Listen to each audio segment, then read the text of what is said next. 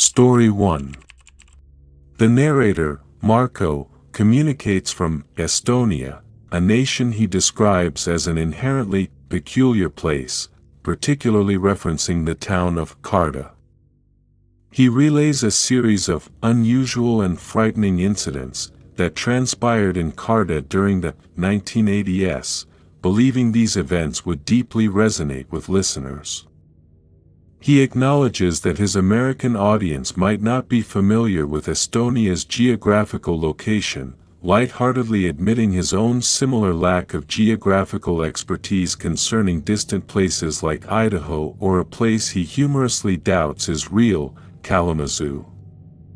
Estonia, as explained by Marco, is metaphorically situated in Russia's armpit, a description that carries negative connotations for the Estonians, unlike a more appealing hypothetical placement in Margot Robbie's armpit. The country is bordered by Latvia to the south and Finland, which Estonians consider freaky, to the north. The people of Estonia are characterized as reserved, independent, and nature-loving. This description is humorously expanded to portray them as a group of emotionally distant loners who love long hikes where we drink vodka and complain about the weather. Estonian reluctance to express feelings is highlighted by the narrator, who states that a simple, "I'm good, thank you," in response to, "How are you?" would be perceived as a profound, soul-bearing conversation. The inherent strangeness of Estonia is, according to Marco, a necessity for survival, especially for a small country positioned between the twin titans of Europe and Asia. This strangeness intensified significantly when the communists assumed control of Estonia, a period that spanned from the 1940s until 1991. Despite resistance efforts, the sheer numbers of Russians led to the installation of Estonian communists as the government, followed by a systematic process of ethnic cleansing. Numerous Estonians were deported to Siberia for various alleged or fabricated crimes, while native Russians were imported to deliberately alter the nation's demographics. This led to a drastic reduction in the native Estonian population, from 97% to merely 62% by 1989. During this era, citizens were largely employed in factories or conscripted into the army, becoming second-class citizens in our own country. The pervasive presence of the secret police meant even simple activities like visiting the beach required permission, and watching non-Russian television could lead directly to imprisonment. It was a period defined by hatred and paranoia, with people becoming increasingly frustrated and volatile as the prospect of independence drew nearer. This heightened tension was particularly acute in Karda, a small coastal town located on the island of Hiiumaa in the Baltic Sea. The primary economic activities in Karda include fishing and tourism, the latter being supported by a substantial nature reserve in the island center. A third significant industry, referred to in English as wrecking, involves teams of divers salvaging valuable items from sunken shipwrecks. Although less prevalent globally now, the waters around Hiiumaa were a hotbed for naval confrontations between Germany and Russia during World War II, making military salvage a lucrative endeavor. However, the practice of wrecking generated a significant divide between Karda's wreckers and its fishermen.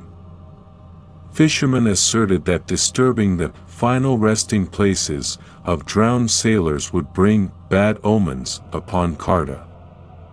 During the communist era, such silly superstitions were actively discouraged as relics of an oppressive past. Furthermore, the government offered superior wages for wrecking compared to fishing, exacerbating the existing rift between these two groups. For many years, a general apprehension pervaded the town, with a widespread feeling that something calamitous was inevitable. This foreboding was attributed either to the animosity between the wreckers and fishermen, the supposed ill fortune caused by wrecking, or a third factor, the curse of the Hiiumaa witches.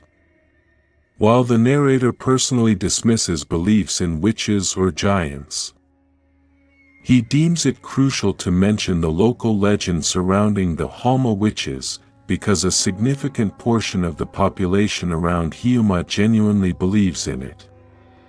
The local legend posits that Hiiumaa was once home to a coven of witches capable of casting spells, shape-shifting, or summoning storms, primarily to sink ships or inflict misfortune upon unwelcome visitors.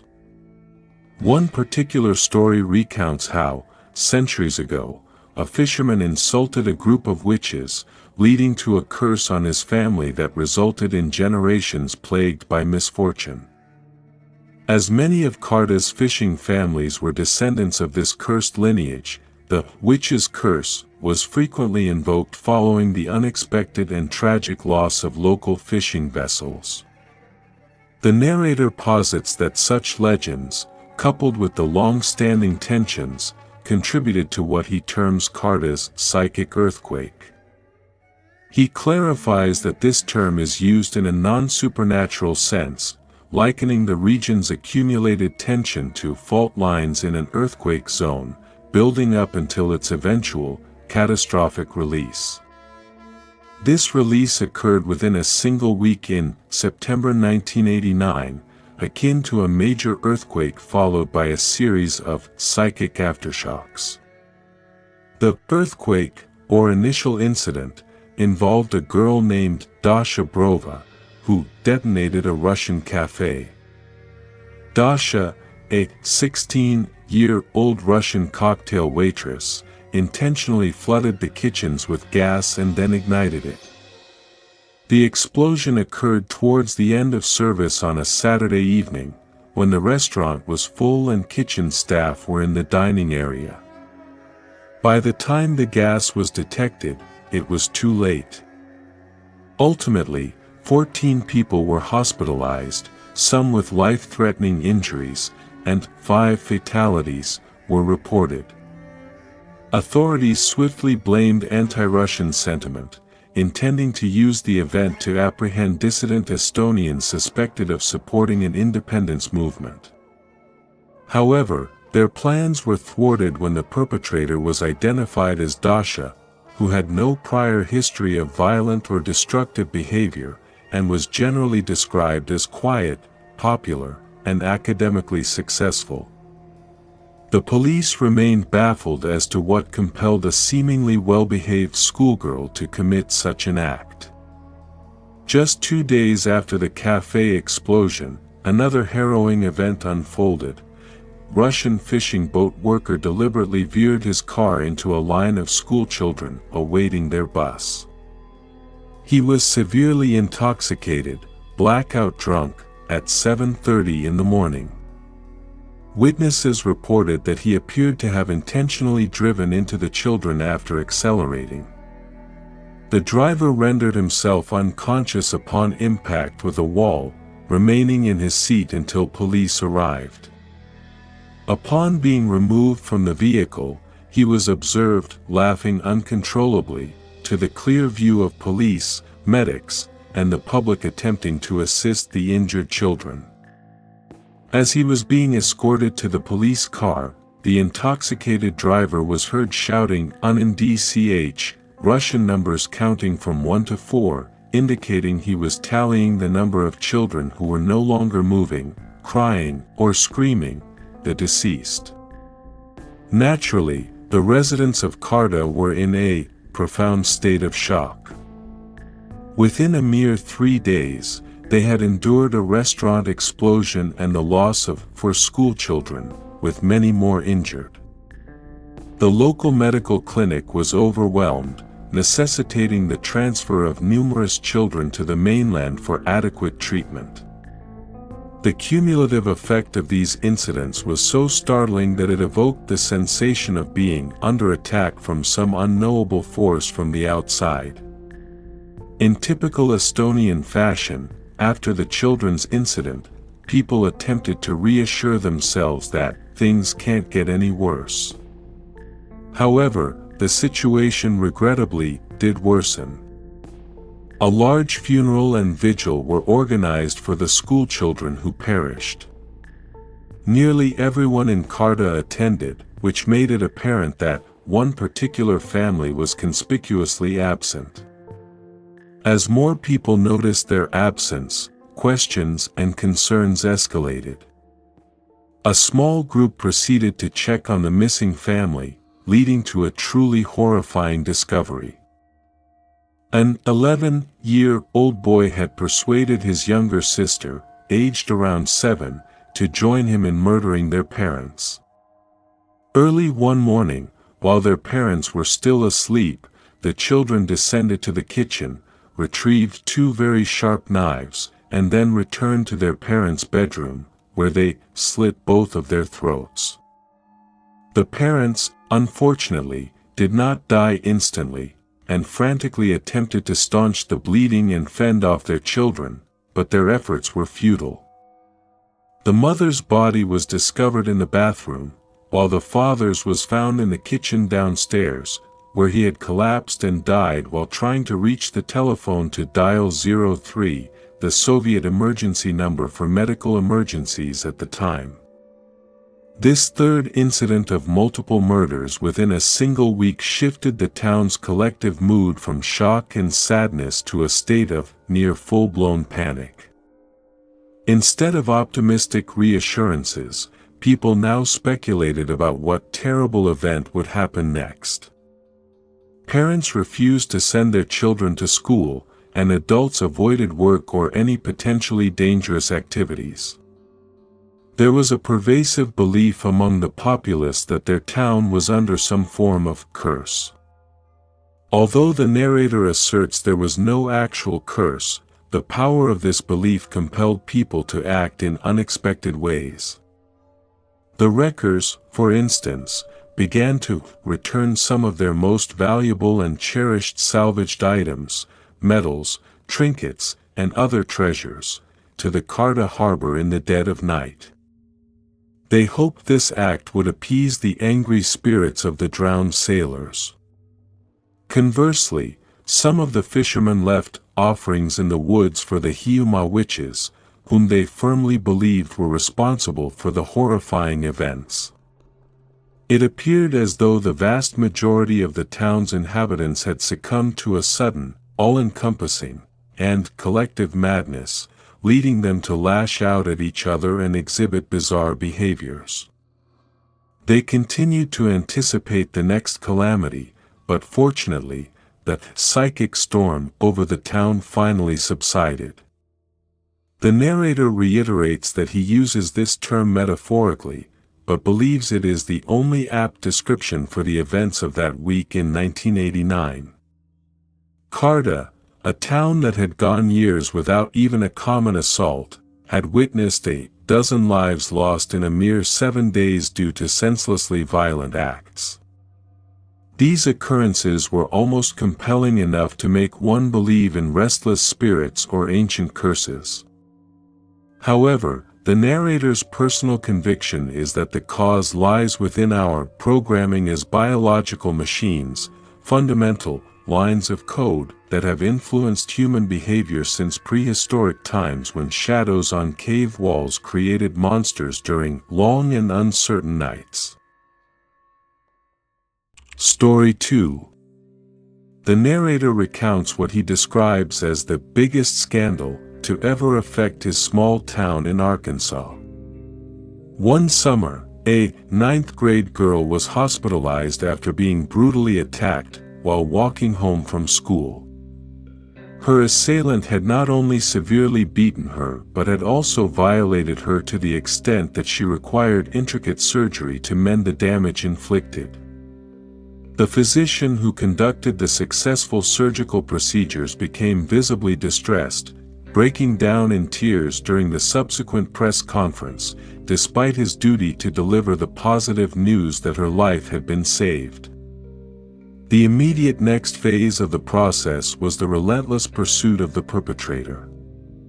The victim's recollection of the traumatic incident was indistinct, preventing her from providing a comprehensive description of her assailant. Consequently, the entire community plunged into a pervasive state of paranoia, as residents desperately sought to identify the culprit. The investigation was spearheaded by the state police, while local law enforcement officers conducted door-to-door inquiries and visited schools, earnestly appealing for any relevant information. It was an exceptionally intense period, unlike anything the town had ever experienced. In this low-crime area, a mere speeding ticket would typically be the subject of gossip for weeks. The abrupt shift from a generally tranquil environment to one grappling with such a heinous crime was profoundly unsettling. Everyone in the community fervently prayed for the attacker to be apprehended swiftly.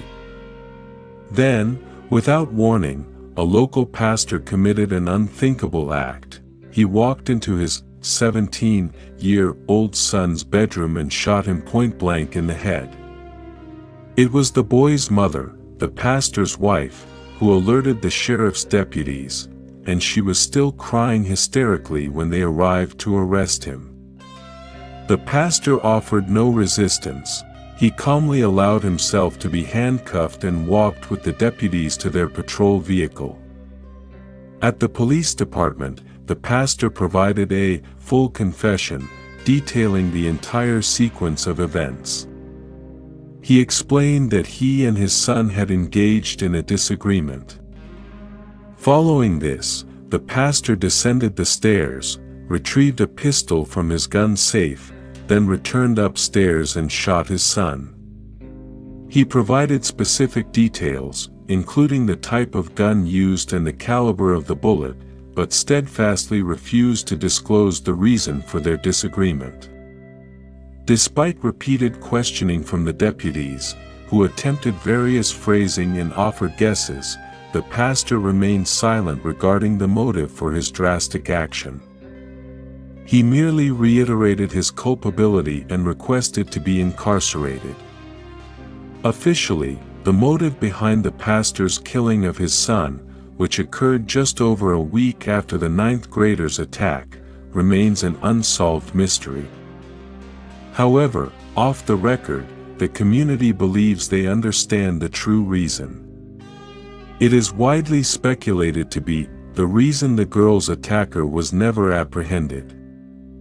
The sole remaining enigma for the townspeople is how the pastor came to discover this unsettling truth about his own flesh and blood, as it is difficult to imagine such a revelation occurring without a direct confession. While much speculation circulates, some of it good-natured and a significant portion less so, the manner in which the pastor uncovered his son's involvement in the attack on the young girl appears to be of little concern to the residents. This is because, regardless of how he ascertained the truth, many individuals in the community are firmly of the opinion that the pastor did the right thing by ending his son's life. Story 3. The narrator recalls returning home in late August of 1996, at the age of 19, to find his mother silently seated at the kitchen table. Having spent the previous night at a house party, his first significant experience with alcohol left him feeling unwell. The house was unusually quiet, leading him to initially believe his mother and sister were absent. However, upon entering the kitchen and seeing his mother sitting quietly with a glass of wine, he was startled. This initial surprise quickly morphed into a profound sense of dread, as his mother typically abstained from daytime drinking and never sat so silently at the kitchen table. He immediately suspected that he was about to receive very bad news. His mother asked him to sit, and then informed him that his father was gone and would not be returning. He asked if gone meant deceased, but his mother shook her head, stating, "No, he just left." A brief sensation of relief was swiftly overshadowed by a deepening shock. Once composed, he bombarded her with questions about his father's whereabouts, departure time, and other details, but her concise answer to all was that she simply did not know. Her efforts to provide a more substantial response only intensified her distress. His father had offered no warning, left no note, simply packed a suitcase, entered his car, and drove off to an unknown destination. The conversation concluded with his mother in tears, while he embraced her, offering reassurances that everything was going to be okay. However, he would soon tragically discover that this was not the case. For the initial 2 to 3 months, the topic of his father's disappearance remained largely unaddressed. Relatives made routine calls and visits, focusing on the family's well-being rather than the reasons for his father's departure or the possibility of his return. Any discussion delving into the mystery of the situation tended to upset his mother to the point where she was unable to continue the conversation. The narrator admits he felt similarly. However, after the initial shock subsided, his pain and grief were gradually replaced by a burning curiosity, which was further fueled by his mother's deliberate and sustained silence on the subject. While he acknowledged that people grieved differently and she wasn't in denial, any mention of his father would provoke either tears or intense anger, often leading to exclamations like, "You don't talk to me about that piece of crap, he's dead to me."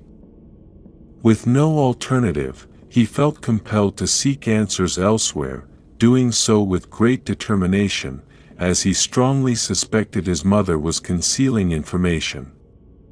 His first course of action was to contact one of his father's closest friends, Carl, who he believed was most likely to know his father's whereabouts. His father was an only child, and both his parents had passed away before he turned 30, but he and Carl had maintained a close friendship since their college days, even longer than his father had known his mother.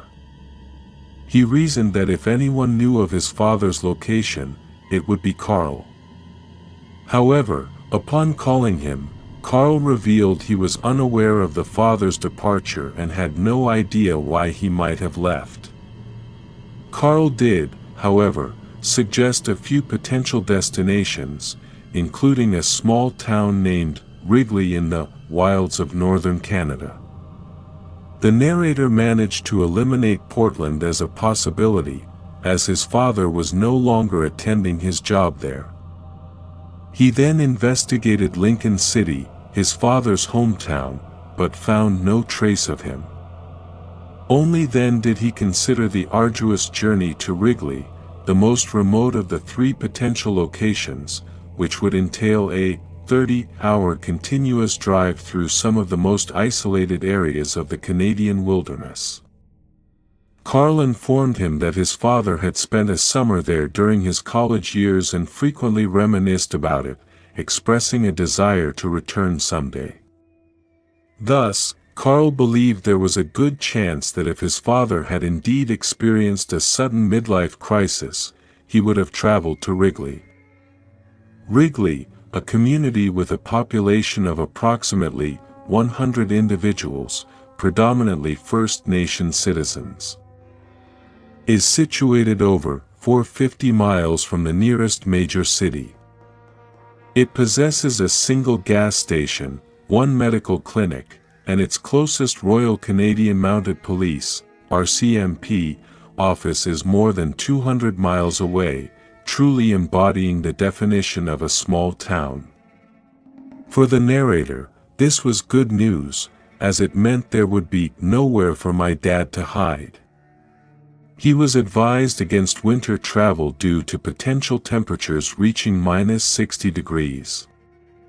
Consequently, he planned his journey for the summertime, arriving in Wrigley on Wednesday, July 22, 1998, after a 3-day drive from Portland.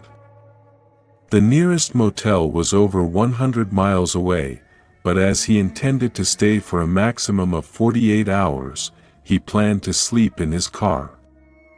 His first stop in town was Wrigley's Soul gas station, staffed by a man named Winston, who appeared to be in his late 30s or early 40s. Winston, described as a great guy, remarked on the rarity of outsiders visiting the town, providing the narrator with an ideal opportunity to inquire about his father.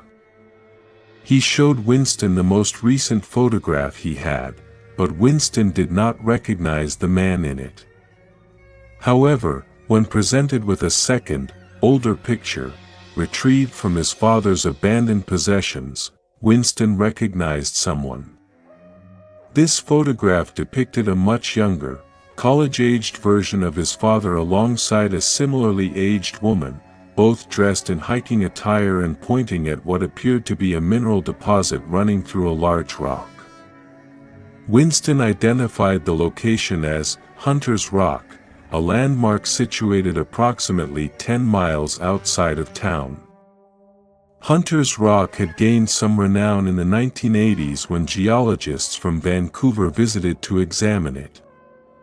Local legends claimed it was the spear of some ancient gargantuan hunter that had become embedded in the earth after missing its target, leading to rumors that it was a meteorite.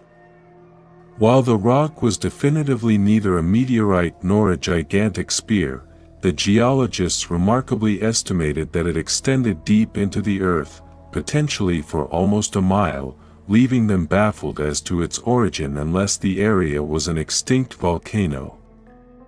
The narrator was particularly interested in why his father had visited this place, given his apparent lack of interest in geology.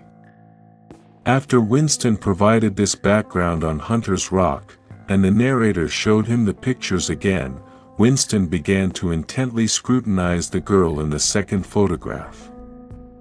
He inquired if the narrator knew who she was, and upon receiving a negative response, asked permission to take the picture to the back while making a phone call.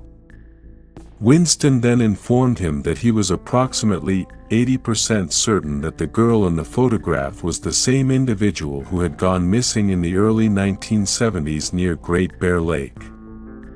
He suggested consulting specific individuals to confirm her identity with 100% certainty, noting that her face bore a striking resemblance to images he had seen on missing person posters as a child. When asked whom he should consult, Winston directed him to the local government office, located within the town's medical clinic. As it was late afternoon, the office would be closed until the following morning. After Winston wished him luck, the narrator took a walk and then returned to his car. The next morning, he went to the gas station for coffee and breakfast, chatted with Winston, and then proceeded to the clinic. There, he met Erwin, chief of the Padaki First Nation. Despite the grand title, Erwin described himself as feeling like little more than a clerk, stating his role was almost purely ceremonial. Erwin was described as a welcoming and generous man, and the narrator immediately sensed his willingness to assist. However, Chief Erwin had unsettling news to share.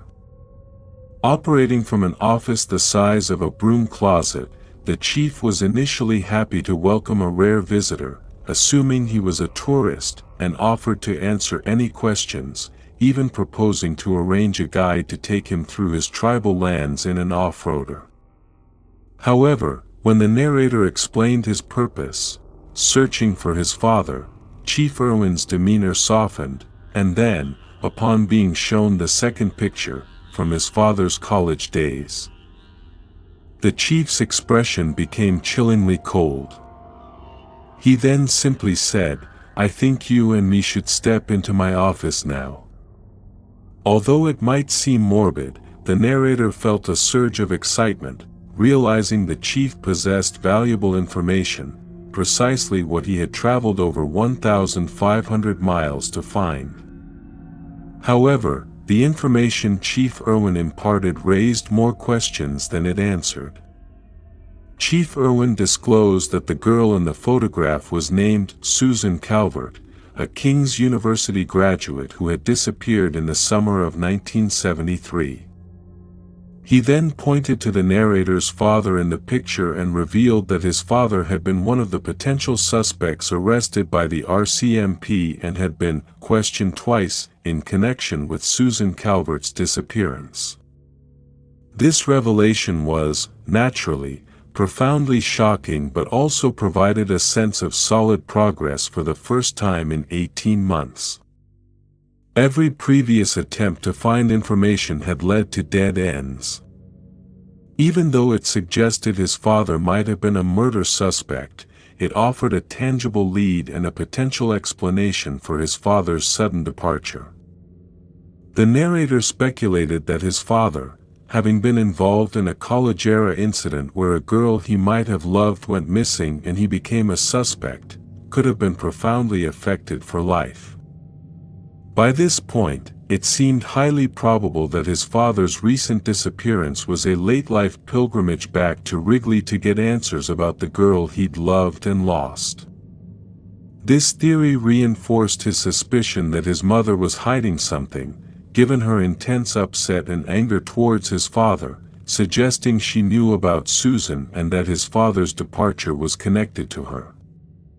Chief Irwin further explained that Susan Calvert's remains had never been found, meaning no one was ever charged in connection with her disappearance. He added that her last known location was in the jaws of Great Bear Lake, specifically in what are known among the tribes as the Suda lands.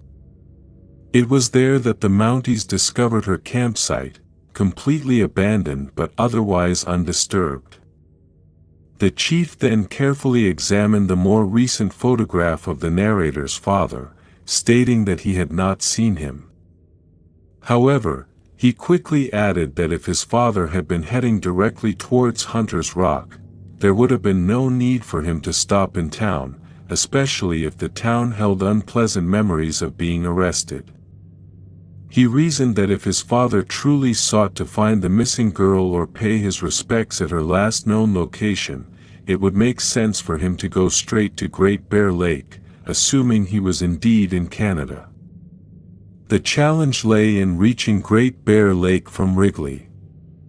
It entailed an approximately 200-mile drive to a place called Deline, which would be nearly impossible without a decent 4x4 vehicle. Even with one, it would necessitate a 30-mile hike into the marshlands, through difficult terrain and mosquito-infested areas to reach Susan Calvert's campsite. The narrator considered the process of hiring a 4x4, driving to Deline, and then embarking on a 3-day trek through pretty hellish terrain, acknowledging it could all be for nothing. While he considered it a very noble pursuit, and nothing was more important than finding his father and potentially bringing him home, his spirit was willing yet the flesh was weak, and critically, his bank account was even weaker. He simply could not afford to extend his stay by several days, having already taken a full week off work and spent substantial money on gas, motels, and road food.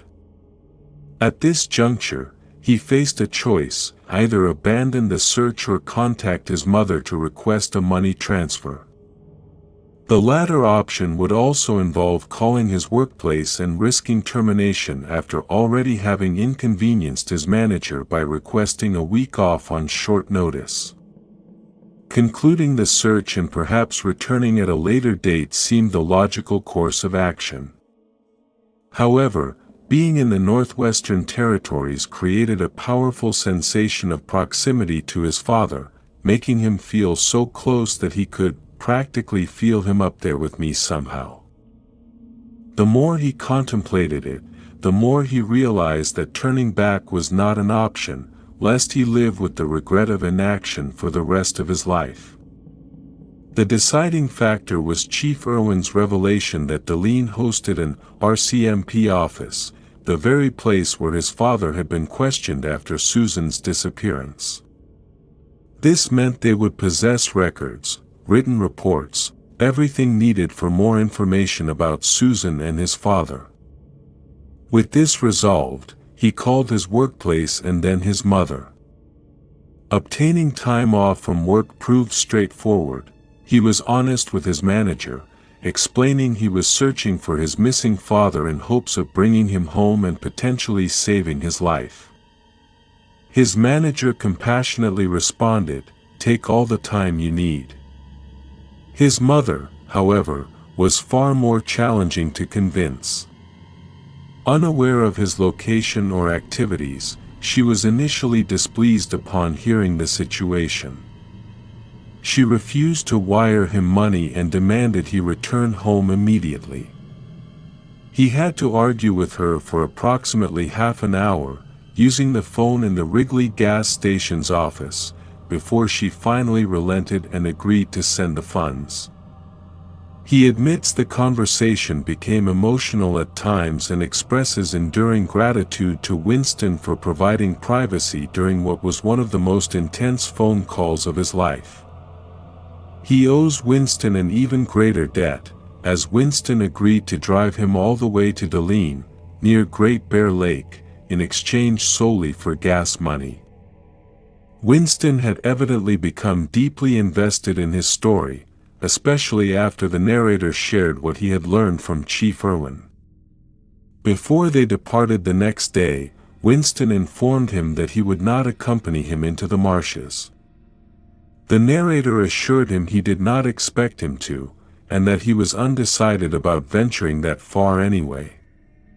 However, Winston then posed a question that profoundly resonated with the narrator: if your dad's out looking for the girl and you're out looking for him, who's going to end up looking for you?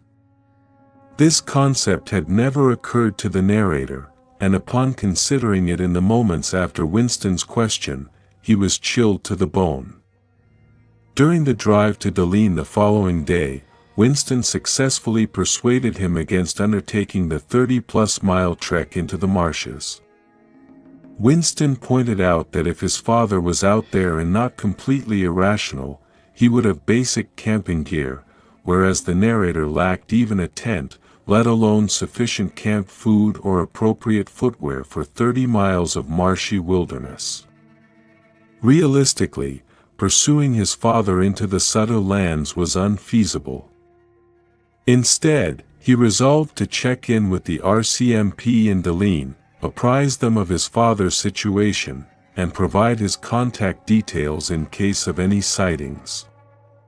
He also hoped someone there might offer more insight into why his father had been arrested in connection with his friend's disappearance. The journey to Deline took approximately 5 hours.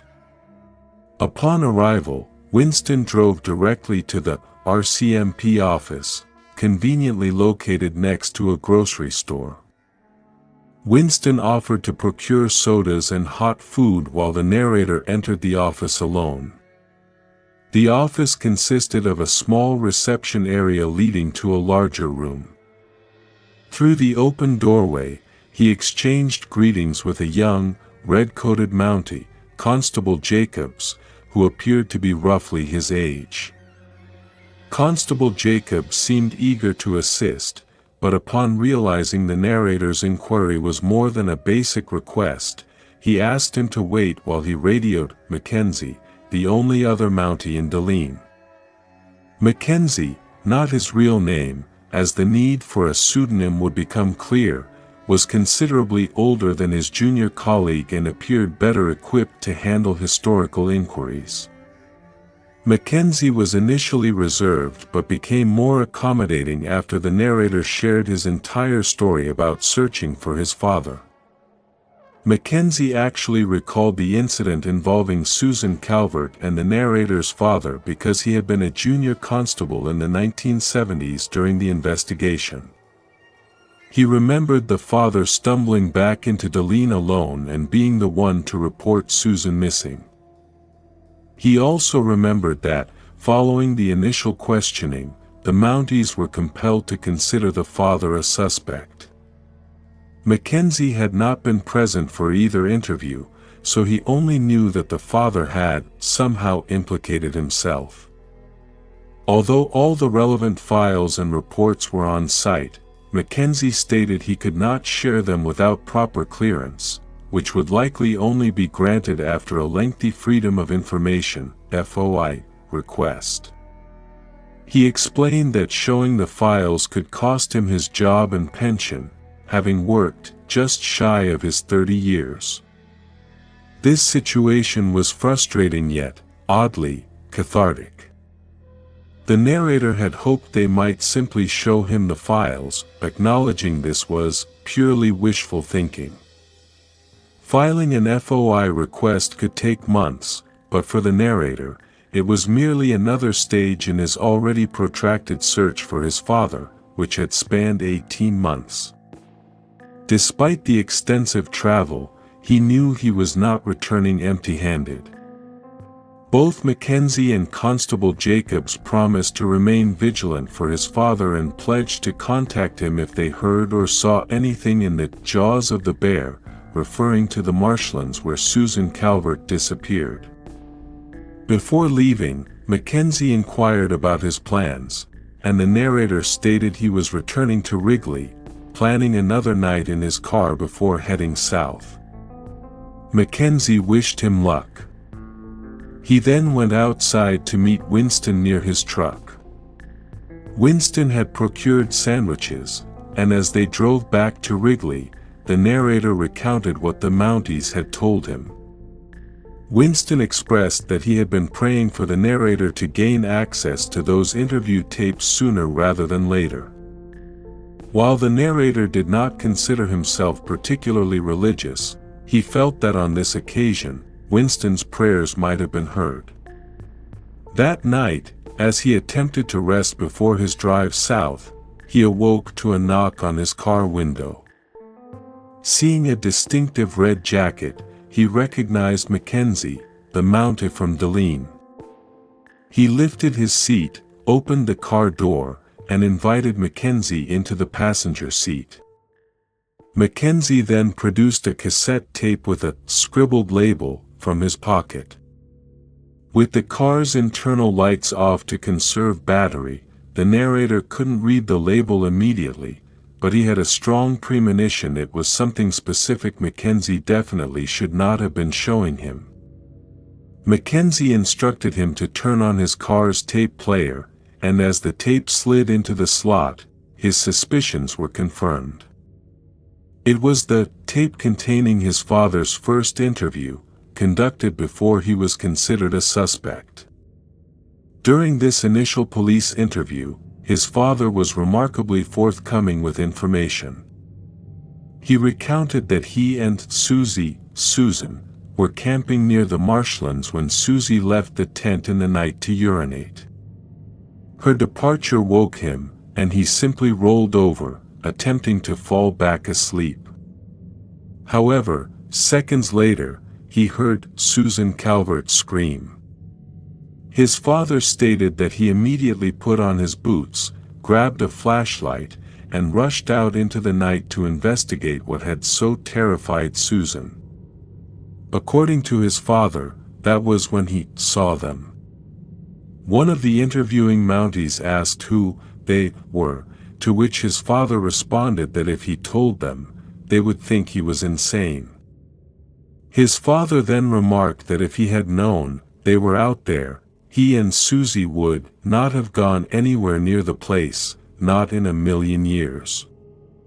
When a Mountie inquired where they had taken Susan Calvert, his father claimed he did not know, but was certain Susie was dead, as there was no way that she could survive what they were doing to her.